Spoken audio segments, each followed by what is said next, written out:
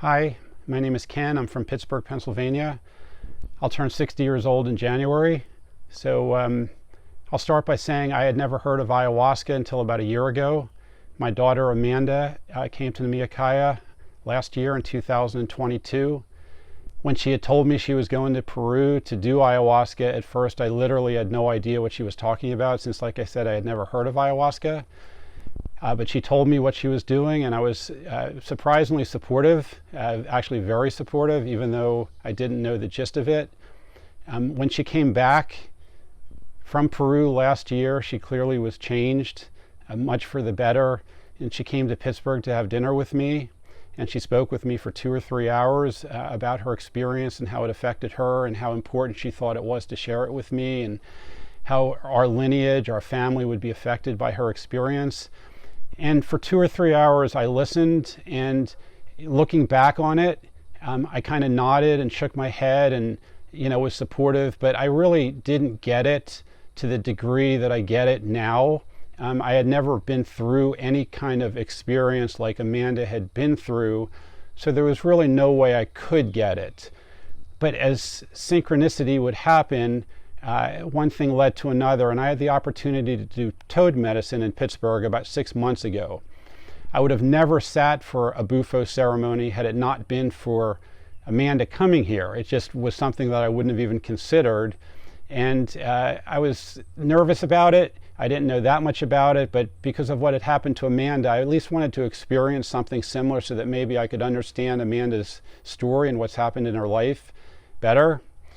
So I worked up the guts, and about 5 or 6 months ago I sat for my first Bufo ceremony, which was completely life-changing. It changed my life within 20 minutes, and one of the things that it changed completely was my understanding of what Amanda had been through. I immediately understood. In fact, I remember when I settled down after the ceremony, maybe a couple hours later, I immediately wanted to tell her, hey, I get it. Like, it was like a veil had been lifted, and I had never taken any kind of plant medicine, ethanogenic medicine before this, and it was like the proverbial veil came off. And I ended up doing a ceremony, another Bufo ceremony, for a second time before I came here, and life started to change, and I felt an immense calling to sit with ayahuasca. I remember one day walking through a park near my house. I live in the outskirts of Pittsburgh, way up north, kind of in farm territory. And I was walking around in nature, which I started to do every night. I had a set of headphones on listening to alpha waves, which I've gotten accustomed to. And I remember sitting, or actually standing in the path in the middle of all the trees. And I remember my daughter telling me that she now spoke with the trees and spoke with the plants. And again, I poo-pooed that, and before I understood anything, but I actually stood there and tears started streaming down my eyes, realizing what she was talking about and that I needed to do this. It was the strongest calling of my life. And within a few days, I signed up for the retreat here. And in full transparency, like the minute or two after I signed up, I kind of had a little bit of a panic attack. What am I doing? I'm going to Peru. I don't like to fly, and I'm going to fly on 3 different airplanes into the middle of the jungle with 17 strangers. It really does scare you. So over the course of the couple months before I actually came, I went through these periods of calm, total peaceful calm, to other moments of sheer panic, which I think is normal after talking to everyone here. But I got through it. I took the plane. I came to Peru, and I immediately felt comfortable with not just the other 16 guests here, but the whole staff, and not even just the staff, but the location, the way they spoke to us, the way the process was explained to us. The whole thing felt right. It felt very comfortable. Probably the first word that would come to mind to me would be safe. I mean, when you do something like this, you need to feel safe, and I did feel safe. So I make it to Peru. There's 4 ceremonies. My first ceremony was not easy. It was certainly not what I expected. I think one suggestion to people who are watching this, who I'm sure are considering doing ayahuasca and coming here, is to realize that this is not at all easy work. In fact, it's extraordinarily difficult work. It forces you to face, I would say, your demons, not just gain insight, but it forces you to look in yourself to what needs to be done to change yourself. And I don't believe that ayahuasca changes you. It almost forces you to either decide, do I want to change or don't I? It looks you right in the face and challenges you to do that. And the first night I certainly realized that. It was borderline brutal, but I understood what was happening clearly by the end of the night. The second night was also extraordinarily challenging.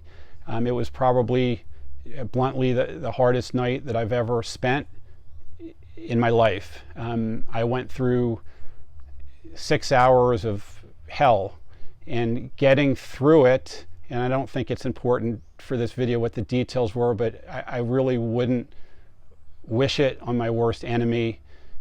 Getting through it, though, showed me how beautiful life could be. I don't think that you can realize that without dying. I mean, you need to, at least part of you needs to die before you can fully appreciate what it is that we have here on earth in the limited time that we have. One of my dear friends used to call it a wisp. We have a wisp in time, and that's really all it is. But I got through the night. I don't know actually sitting here how I got through it, but I made it through. We always do. The third ceremony was also very difficult for me. I had 3 very hard nights in a row. I learned by the end of the third ceremony, though, that I completely am in charge of what I'm supposed to do, that I have a choice. And I can either choose to live the way I'd been living for the last 58, 59 years, especially the last year or two, which I felt very stuck, or I can make a choice to progress and be happier and find more joy and happiness in my life. And it was a pretty clear message. It wasn't easy to hear.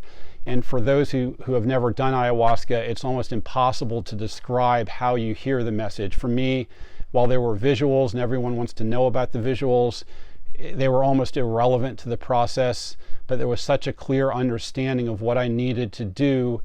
It's hard to describe to whoever's watching this what I mean, but if you go through it, I can assure you, you'll understand. The fourth night, luckily, was much easier. It was gentle. It was much more about how the group here started as complete strangers. We were all scared and had trepidation. We all felt incredibly vulnerable. A lot of us, we didn't really want to talk to each other at first, just a little chit chat, just small talk. But it occurred to me during the last ceremony that over the course of the week, what a miracle it was that 17 strangers could bond so utterly, completely, so honestly. I have no doubt whether we talk to each other a lot or just a little, we'll all be connected in that way for the rest of our lives. It was beyond special how people come together like that. I watched some of these videos before I came, and everyone talked about the integration circles, and you think, well, how could they be as important as the ceremonies or being in nature or things of that sort? Sitting with 16 other people plus the facilitators in a circle sharing your most vulnerable thoughts is extraordinarily intimidating for some people, but it's kind of life-changing. It's cathartic, it's necessary, and to everyone's credit, I believe everyone did it.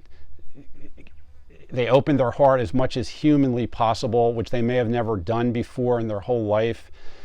And while you don't necessarily become healed by doing it, you start the healing process. Healing comes from within, and I think this is a start of a journey. It's proverbial to say that, but it really is the start of a wonderful journey for all of us.